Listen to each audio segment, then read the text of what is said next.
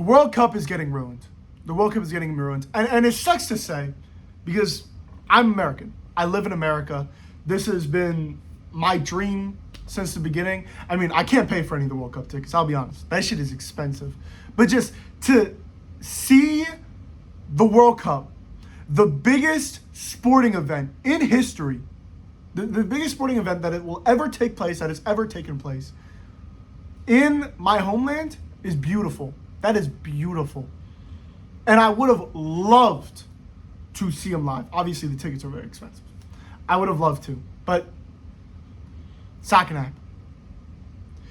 And it sucks to say that it's getting ruined by the U.S. And I think we need to touch upon, first off, before we even get into what I even want to talk about, I did get a haircut. Now I know I look chopped as fuck, okay? We really don't have to touch upon it. I'm going to touch upon it. I don't want to see a single comment, if I even get any comments on this video. I don't want to see a single comment talking about it, okay? Thank you.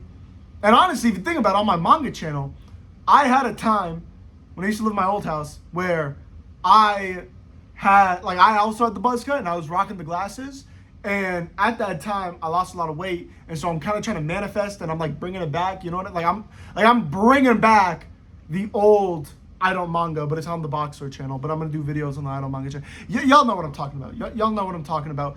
It's like when Ronaldo won the Nations League and he put that shit on his shoulder, like in the Euros. Like he was bringing it back, you know what I mean? Like I'm bringing it back just like hair-wise, you know what I mean? So that's the plan for the hair. That's like why I got the hair. And like it's summer and like you got to do the math equation where like you make yourself chopped. So it gives you motivation in the gym. And then you get really ripped for the winter, and then in the winter, when everyone is looking chopped, you look fucking locked. You just look like the sexiest human on earth. So like, you gotta like run the math equation with it, but that doesn't even matter. What actually matters is the World Cup. I am insanely excited. I am a huge football fan. It doesn't matter how shit the World Cup is. It doesn't matter how bad the groups are.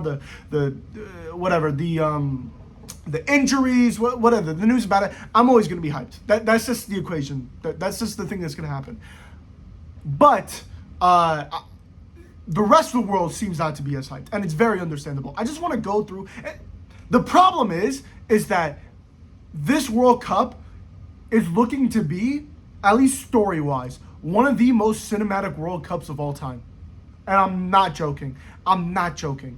We have the final World Cup, and I'm just going to go through a couple stories here that I feel like a lot of people are anticipating. The final World Cup of Ronaldo, the final World Cup of Messi, the final World Cup of Neymar. It is also the best Portugal we have ever seen in maybe the history of the sport. The best Portugal side ever. Three of their players, and maybe their three best players, I mean, Bruno Fernandes is definitely there.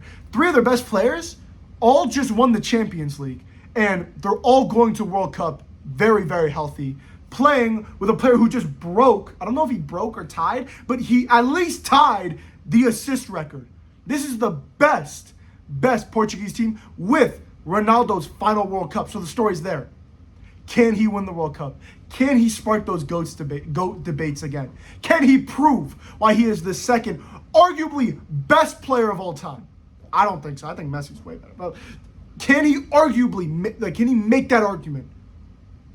Can Neymar show out for Brazil again? We also have stories like Tuchel and Ancelotti. This is the first time, I think maybe like forever, that England have a manager that is not English. First time. And it's Thomas Tuchel. He is a villain. And having that story of England as the villains, especially with the players that they called up, Jordan Henderson. And then you also have, like, we're just looking in Europe here. I mean, I talked about Argentina, but we're just looking in Europe here. We also have players like, or I also should have mentioned this, but Modric, it's his final World Cup. But we also have countries like Senegal and Morocco. They just had an insane scandal in the AFCON. And they're going to both be in the World Cup, and they're looking better than ever, looking like the best in their history. And then we have also the first time we're getting the 48-team format. There's so many teams that could be underdogs. Everyone's like Ecuador, Norway, Senegal, Morocco, Ivory Coast, Algeria, Switzerland, Japan. All of these teams are known as dark horses for this World Cup, and they're all, maybe not Ecuador, they're all so exciting to talk about because of the player talent that they have. This is also the first World Cup for Lamine Yamal, who has the potential to be a future GOAT of the sport. This is also Mbappe's third World Cup. And it is time to prove himself that he is one of the best players of our generation, if not one of the best players of all time. If he wins this World Cup, he should be noted as one of the best players of all time. Top 10. I really think top 10 is not crazy to say. I really don't think. And that is just such a small, and none of the games have even started yet. That is just such a small portion of what we're looking at here. We also have the 3 host nations who all have their own stories individually.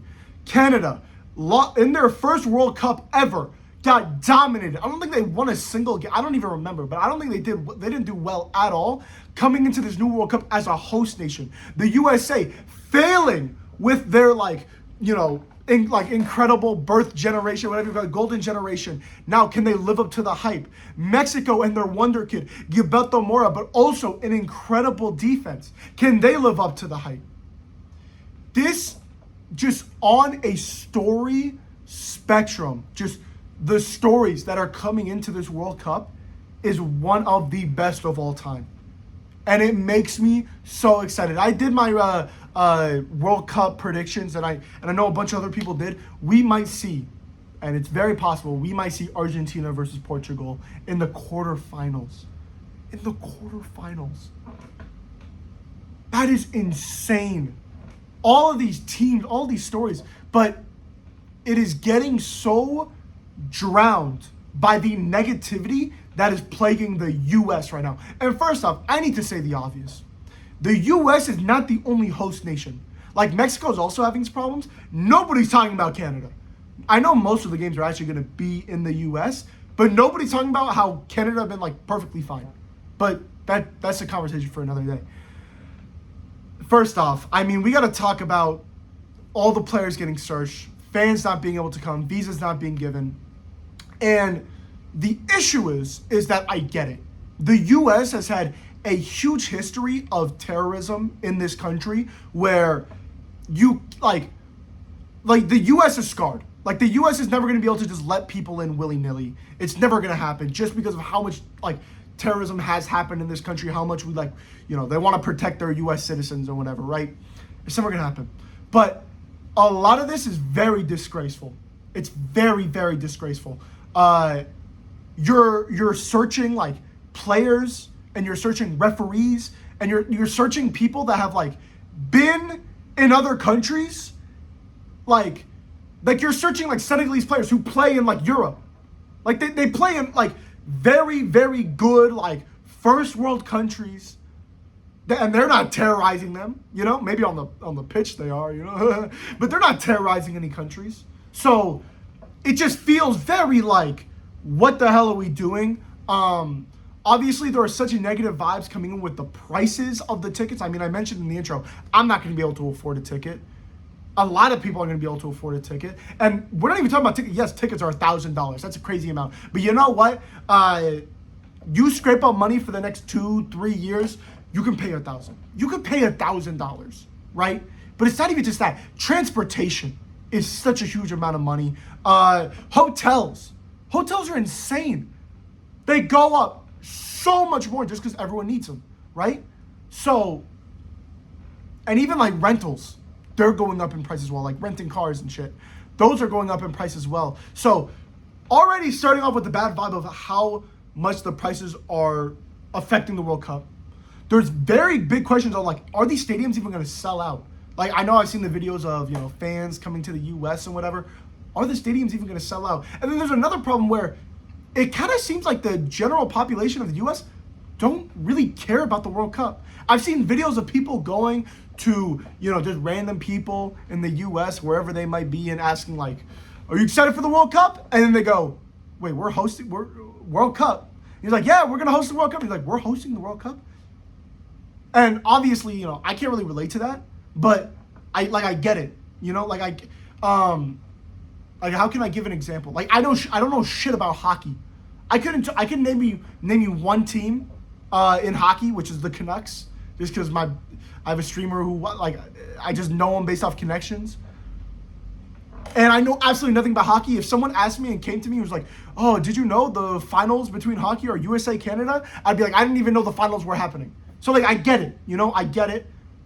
But the vibes are so incredibly low in a World Cup that could possibly be the greatest of all time. Like, I'm so like, last World Cup was incredible. Like, the amount of underdog stories, Morocco, Japan, South Korea, like all these underdog stories were incredible. And I'm not discrediting those.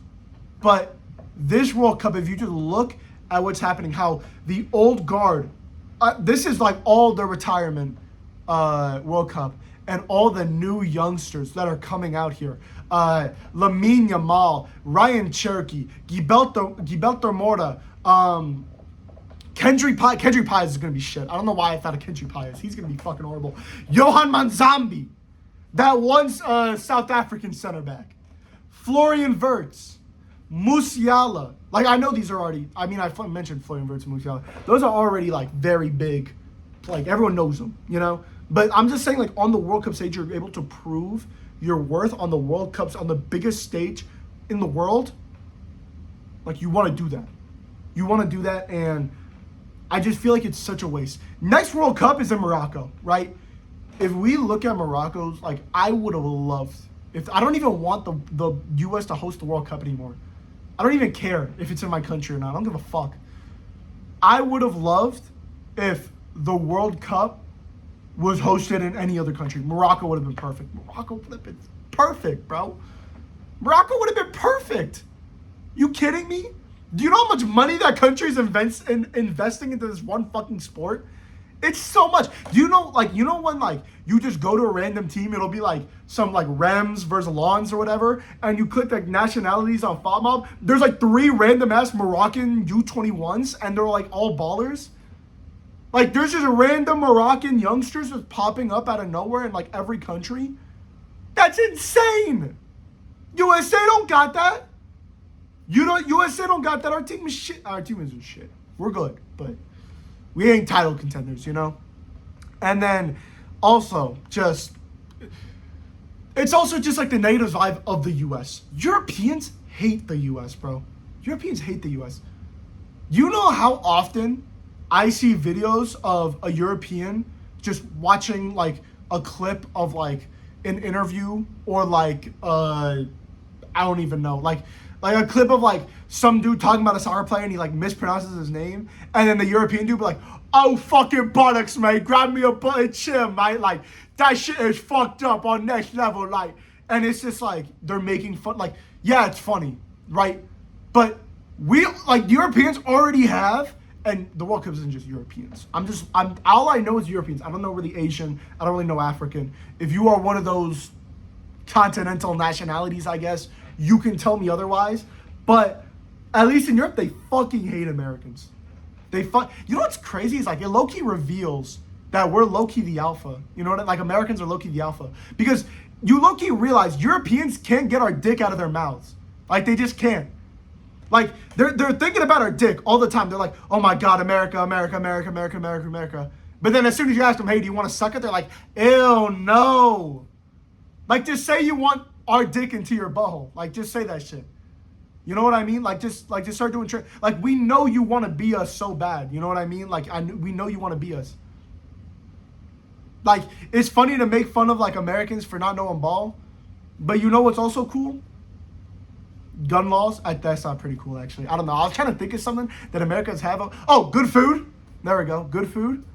You live in Britain? Enjoy fucking beans on toast, bro. I got the hamburger over here. I got the fucking hamburger, French fries, tuna casserole, spaghetti. I got everything over here, bro. Sushimi board. Like, bro, we got it all. We actually got it all. And, like, it's kind of crazy that Europeans just love, like, sucking our dick. Like, he's like, Europeans are, like, metaphorically sucking our dick while also saying this shit tastes horrible. But, like, why haven't you lashed off? Like, why haven't you lashed off yet? You know what I mean? Like, You swear you hate us, yet you want to bounce on it. You know, like it just doesn't make comedical sense. What was I talking about? Oh yeah, the vibes going into this World Cup are fucking horrible. Now, I'm filming this the day before the World Cup actually starts. I am so incredibly excited. And the thing is we're not going to know the real vibes of this World Cup until it starts.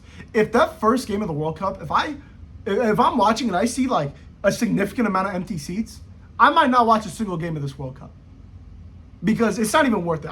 Like the game's gone. Like things have changed. Like this should not be happening. You know what I mean? This should not be happening. But if I go there and I'm seeing Mexican and South African ultras go crazy, I see the football looking, I mean, it's South Africa, Mexico. The football's not going to be nice. But I see Brian Gutierrez and Gilberto Mora do a tiki-taka for Raul Jimenez to score a banger, outside the box screamer.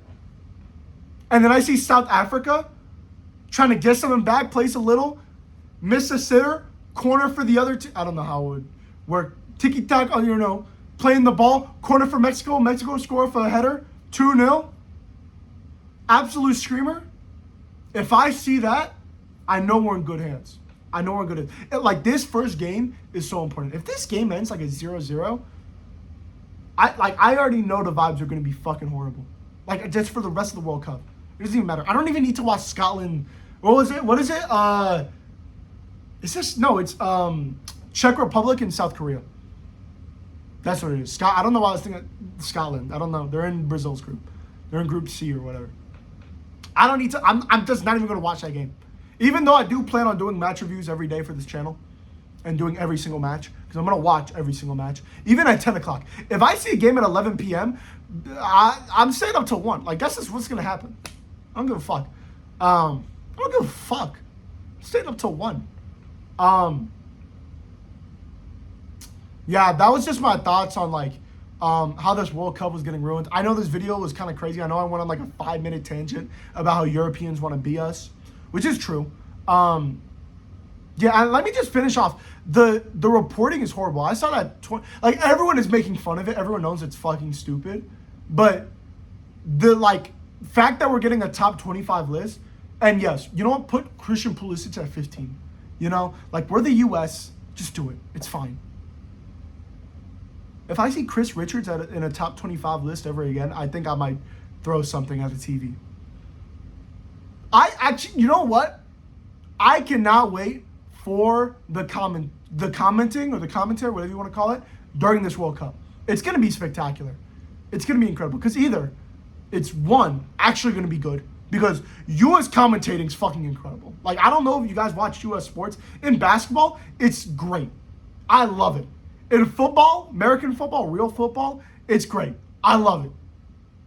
In soccer, bro, I got to hear some, after 22 years of gloom, it's about to go boom. I got to hear some dumb shit like that in fucking soccer, in footy, in football. I got to hear shit like that.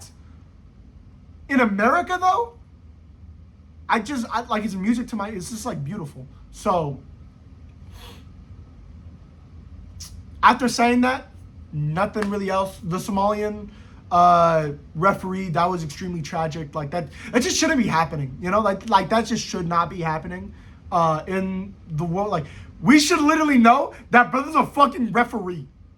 Like, what? I get it if it's some like, if this was another situation, World Cup's not happening, and some dude asked, you know, went on a plane or whatever, Somalian, super sketchy, visa's not acting up, passport's fake. You don't question him for 13 hours. Make sure that guy doesn't have a bomb. You know, that's great. The brother is a referee. He was named best referee of Africa. He's the best referee of a continent. I think that continent has like 55 countries. He's the best. And no, we're just gonna say no. But by the way, do we have like another referee? Like, was he the referee? Do we have like another referee to replace him, or are we just like fucked? Like, we just got like 2 referees for like a random ad game. Like, what happened to the Senegal players was really tragic. Iraq players, tragic.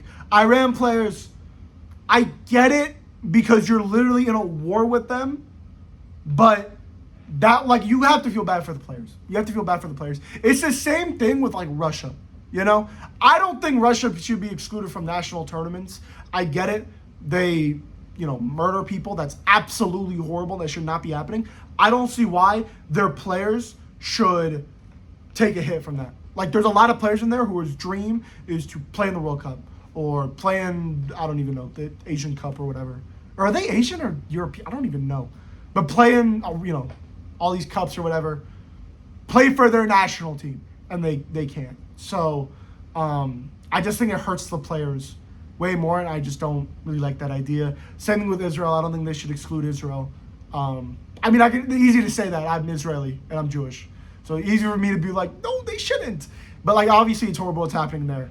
But I don't think you exclude a country from World Cup because of, like, you exclude their players and you just ruin all their dreams. And, you know, because, like, what's happening bad in government. And we've seen with, was it Ivory Coast? It was like a thing where, like, a football match literally stopped the civil war or something like that.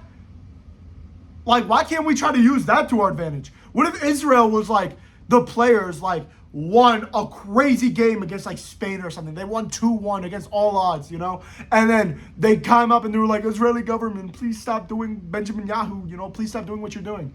Like, wouldn't that just be, like, a beautiful scene? I don't know. Maybe I'm an idiot. I'm also not the kind of guy who's, like, keep politics out of football. Because that makes no sense. Like, we're literally dealing with countries. Like, some of the coolest rivalries in football are because of politics, bro. France, Senegal. France, Algeria. Japan, South Korea. But it was so funny when the reporter asked if Japan and South Korea were rivals. That was so funny. USA, Mexico. This isn't geography, but this is politics. USA, Iran. If that game happens, World Cup might be back. And the USA, I don't want the USA to lose, but if the USA lose, World Cup might be back. I'm gonna be like the World Cup might be back. I'm gonna beat that ass. Yeah, that was all I had to say. I think I said that like 8 times though already in this video. I had a lot of ideas I wanted to say in the video, but I didn't really know how to format it, and I didn't want to script this video. I just wanted to get it out there. I think it was better if I didn't. So, I mean, yeah, that's why the World Cup, we're going with bad vibes. I'm incredibly disappointed, but I'm expecting some good games here. I mean, obviously the weather also is not ideal. The new rule's not ideal. The quarters, that's so stupid. I hate that there's, like, I get it. Players need breaks. Like, the weather is going to be pretty hot out there. But, like, we're literally making it, like, we're designating it so we can run commercials. Like, we're just trying to, like, I hate using this word because it's automatically taken as a bad thing when it's, like, it probably shouldn't be because American sports teams make way more money. But we're Americanizing the sport, which should not be happening. We're trying to Americanize it. We're trying to put all these commercials in it. It's not gonna. It doesn't work. You watch the NBA nowadays, you literally, like, it's kind of impossible to watch. You need, like, your phone on the side screen at all times because they're gonna play a commercial after every play. They're playing. Honestly, same thing with the NFL. NFL, you cannot watch the NFL anymore. It's actually impossible. I can't do it. I literally can't do it. I hate American football. I hate it. I literally hate watching it because it's fucking impossible to, it's like one play, commercial. One play, commercial. One play, commercial. One play, commercial. The game lasts 4 hours. 4 hours. You want me to watch a 4-hour game? What's wrong with you? I'm going to just watch a 2-hour game. Soccer. I'm going to just watch that. Okay. You know, before I think of anything new, I'm going to just end the video. Thank you for watching. Next video will be the South Africa Czechia game review. And then the next video after that will be the Mexico, South Africa game review. And the next video will be the South Korea Czechia game review. There we go. I keep forgetting what games are happening first. And then I think Friday is USA Paraguay, which I cannot wait for that game. That's going to be awesome. But those videos are going to come out later because I'm going to be watching them at someone else. Like, I'm doing a watch party with a couple of my, friends and shit. So I'm not going to be here to film the video. I'm not filming the video at that guy's house. Fuck that guy, actually. I'm joking. If he's watching this video, I love you, Simon. All right. Never mind. Let me just shut the fuck up. All right.